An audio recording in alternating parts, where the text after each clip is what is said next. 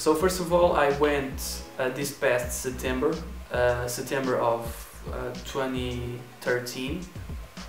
I went all around Europe. I started in France, in Paris, and went all around Europe, did a big turn, and ended in Venezia, in Italy. And it was very fun, and I want to show you that it's not hard to plan one. It's actually pretty simple, and I'm gonna teach you how. So if you want to go all around Europe by train, you need to buy an Interrail pass, and what it does is gives you access to all the trains, and depending of the Interrail pass you buy, now depends. I'm gonna talk about later. But this is my Interrail pass. So this is the actual ticket, and you have to fill with your information. And down here you need to write the train you catch. All the trains you catch you have to write here. So this is not valid. You have to write everything. So the first thing you want to know is how long do you intend to travel. We traveled 22 days. We bought a 22 days global Interrail pass. This means that during that period, that 22-day period, you can catch all planes. You have all the freedom you want. In some trains, high-speed trains, you have to pay a little bit extra. But if you stay the normal trains, you don't need to pay anything. Just maybe reserve some seats. So in my opinion, the global pass is it's the best one. It's a little bit more expensive, but I think it compensates because you have total freedom, and if you miss one train, you can catch another one, no problem. So the second thing you want to know is travel with who. We were four people, and I think it's a good amount of people for an Interrail. Some people travel like with 10, 12. I think that's a lot, and you have high chances of, you know, missing someone or don't catch a train because of someone got a little bit more sleep. I don't know, for you can control pretty easy everyone, and everyone kind of wants to do the same. I think it's a good number 4. So after you get all your friends together and you decide you want to go do an Interrail, travel around Europe, you want to know the countries you want to go. We went to, say, 11 countries, 12 cities, 11 countries. So we traveled 25 days. That gives 2 days per city, more or less.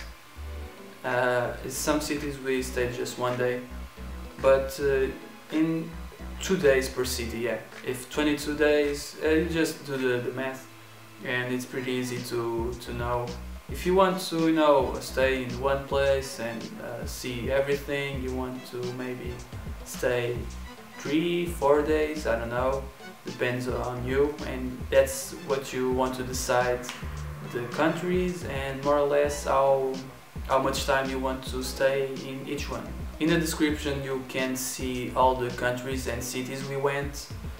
We went to Sweden, Denmark, you know, Stockholm, Copenhagen. Went to Budapest. You know, you go check out the description.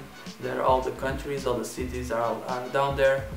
It was, as you can calculate, it was pretty awesome. I can show you some footage if you want. I'm gonna spread it all around this video. And the final thing is, not the final thing, it's kind of the final step. You want to know where you start and when you are going to end, and which country you want to start and which country we're gonna end.